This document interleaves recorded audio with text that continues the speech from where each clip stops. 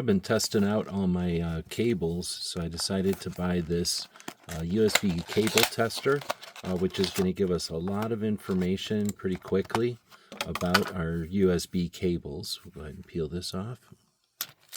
And it does have a AAA battery in the back here, and you have to take the plastic off of that battery before you can use it. Let me go ahead and get that plastic off of there. And once that's in, you can turn it on with the power button on the side. You've got cables all over the place to plug it into.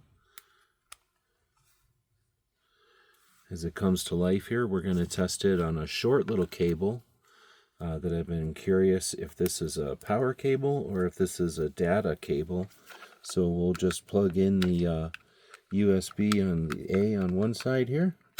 There we go. And then we can plug in the USB-C underneath. And we'll see here that it is definitely not a data transmission cable. This is only a power cable. And it'll give us some information about that power cable.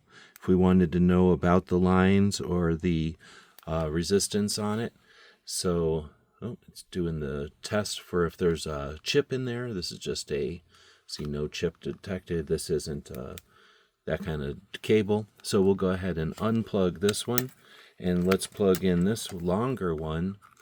And I'm curious to see again, is this just a long power cable? Or is this one a data transmission cable? And this one is a data 2.0 transmission. If we wanted a faster one, we'd keep plugging things in. But that's why I bought this meter. It can immediately tell you things like you need to know. And you can kind of sort through and determine which cables you want to take with, in our case, on a trip. Hope this helps.